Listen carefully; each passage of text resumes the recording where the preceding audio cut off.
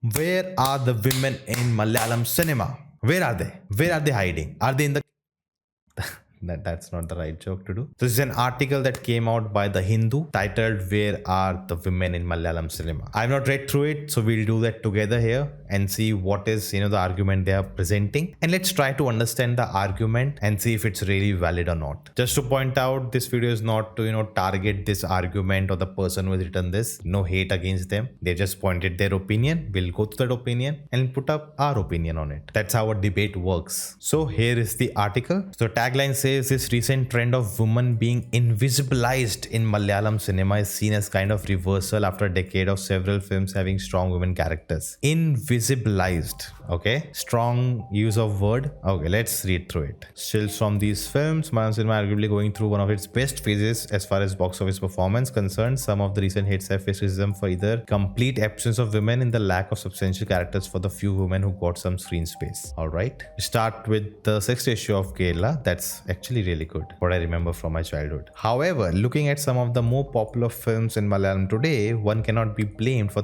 thinking there's a serious dearth in female population in the state. A worrying trend. Take the case of Avesham, Jeetu Madhavan starring hit, carried mostly by Fahad Fasil. It was based on him. That has ranked this much money at the box office. Part of the film is set in college campus, but not even a single girl from the campus gets a prominent presence or even a line of dialogue. The only woman character stereotypes that of the mother of one of the youngsters who's present mostly as a voice asking, "Are you happy?" To anyone who wants to talk on a phone, and that of a who is present mostly as voice asking, "Are you happy?" Two, anyone who talks to her on the phone, and that of a sex worker. There were two sex workers. I didn't get that line. I'm sorry. Avesham didn't have any female character. Now, if you think about it, maybe they could have a love interest there in the film. But wouldn't that take away from the narrative? Because that's not what the film is about. Why couldn't be one of the friend a girl? Come on, really? Does that even work? The director of that film has made that film on his own experiences. The type of story he's telling, it's about these boys living in a hostel and the seniors getting at them, then they want to get them back. That's typically male dominated thing. Girls also get ragged in colleges, in schools. If there's someone who has seen that, witnessed that, experienced that, I want to tell a story about that, go ahead, make a film. And if there's no boys in that film, I'll not argue why there are no boys in this, because that's not what the story is about. The only female character was a mother character, stereotypical. I'm sorry,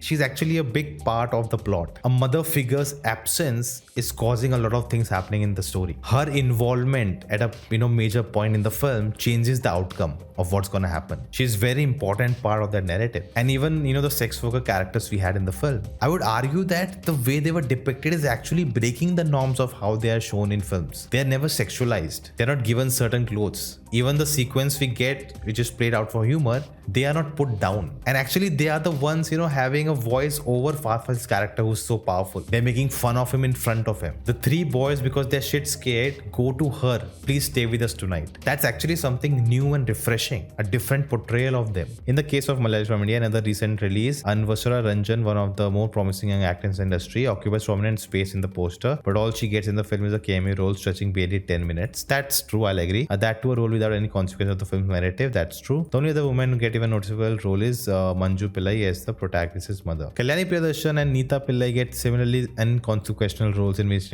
in fact barely get a few more scenes than shown on them in the film's trailer. And the role of Bhavana in recent Tovina Thomas, okay, I've not seen the film, so I don't know about that. Talking about Malayali of India or Varshagal Shesham or the new Prithviraj Basil Joseph film, Guru Vayur, Nadeel. I forgot the middle part. Yeah, that film. All of those films in my review have mentioned that female characters are not given enough. They are not actually good films. There are faults in them. Manjubal Boys, the highest Joseph film of Malayalam cinema, as well as Adu Jeevitam, face criticism for not providing roles with any scope of performance of women, but these can be excused films that's based on real stories. Okay, that's one of the point I wanted to make, but they only made it. Even though short, Manjubal Boys did paint a moving portrait of a woman suffering with her son who had got back home after surviving an ordeal. The true horror of which gets revealed to her only later. Interestingly, they make certain arguments and then kind of answer them themselves in a way of, using an objective viewpoint of it. Okay, they talked about Manjubal Boys, they talked about even 2018 for that sense, and the Adu Jeevitam. Actually, Adu Jeevitam, I would argue that there wasn't a need of, having his wife and show her like a full song, and I think that took away from the film. That's my complaint actually. The only exception among the recent crop of box office OTT success are Premalu, in which Mamita Bajju gets a play, a confident and successful woman who is at the center of the narrative. Talking about Premalu, the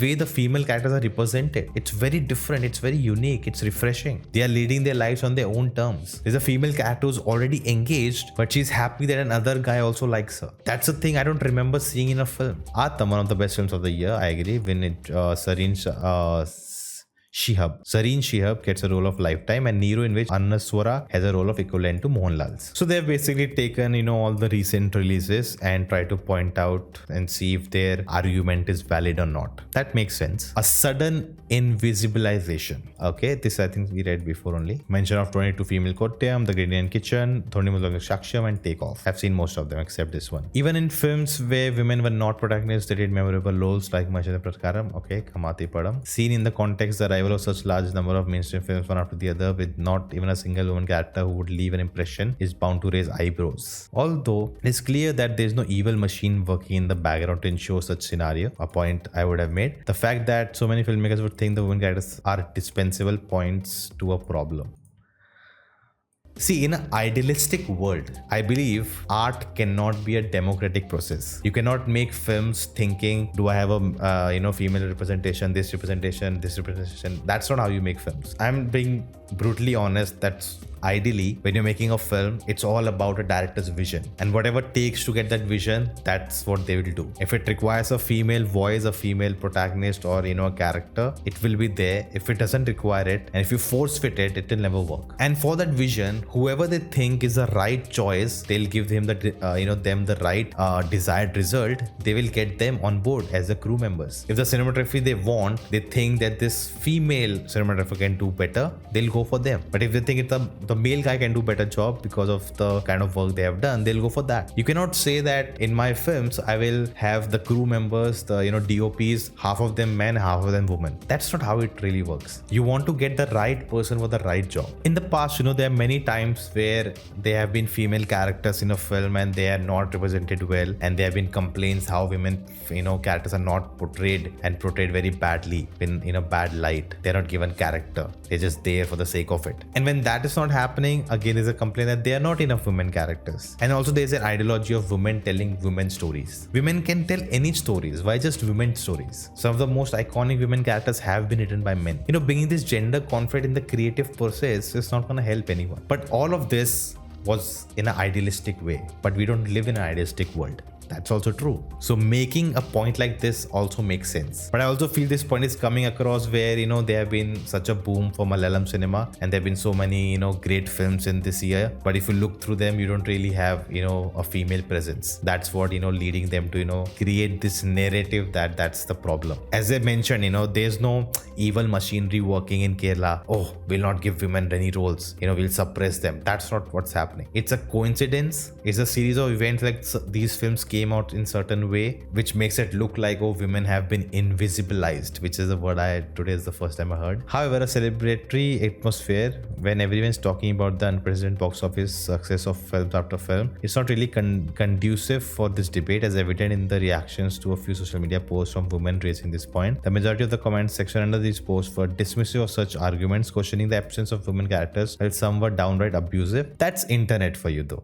Come on, that's anything. It's irrespective of the point you're making. That's internet for you. Some actors like Nikhila Vimal have argued that it's better to have a few films with well-written women characters than women being included in films for the sake of representation. The demand certainly is not for virtuous women characters, but roles with positive, negative, or grey shades that would at least leave some kind of impression. You don't want to force fit, you don't want to do gender swaps. Oh, I've written this script and I don't have a woman character, so I change the gender of it. That's not how stories work. That is one of the biggest complaints Hollywood is going through, because just for the sake of representation, just for the sake of agreeing to all of these things, they're delivering not great products. The films are not working because it's not coming from the right place. I agree to what Nikhila Vimal says. It's better to have few films with well-written female characters than just having female characters for the sake of it. And honestly, I would say making these arguments against Malayalam cinema is the least I would do, because there are other industries where there's a bigger problem of this. Has the recent success given you the formula of making a great film is not have female characters characters? No. See, the society we live in, it is a problem. The representation for women is not there. There's definitely an imbalance. But that comes from the society. The film industry is not separate from society. All of this exists in the society, that's why it exists in the film world. The role of institution, it might be coincident that in the invisibilization of women from the cinema is happening at the same time that the women cinema collective is away from spotlight. The report of Justice Hema committee formed out of the actors sought to look ways to improve women's safety and security in Malayalam cinema. Salary packages, service conditions, and to create a conducive working environment has also been gathering dust 4 years after it was submitted to the state government. That is what as a society thinks need to be done. But it's a valid point they're making that nothing has really happened in that sense. And we continue. However, the Kerala State Film Development Corporation and the government has over the past 4 years been funding a project to promote women filmmakers. That's great. By such attempts, representation for women in mainstream cinema can often depends on the whims of fancies of men, who from majority of the writers and filmmakers in Malayalam cinema. This profession is very unconventional. Even, get into the film industry as a man, it's not very easy. Of course, it's comparative to a woman, it's very easy, you would say, the comparison. But in itself, it's not easy. It's odd hours working. It's very different than anything else. Even today, people who say, yes, women should work,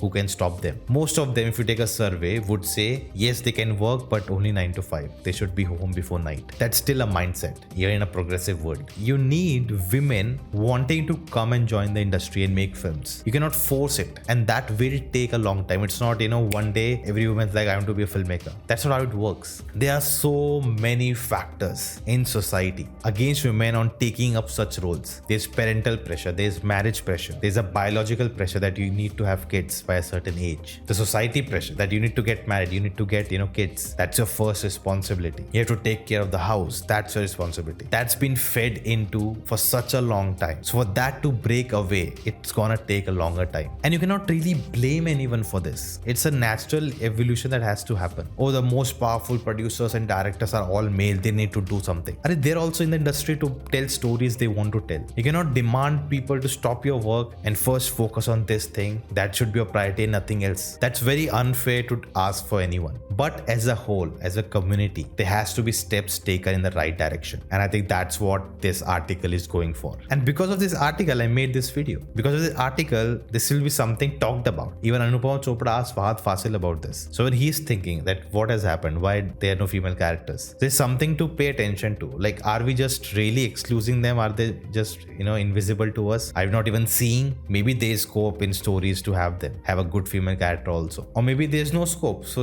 continue what you're doing. Whatever works best for the story required. But what do you think about all of this? Let me know your thoughts in the comments below. And you can check out this video next and I will see you next time.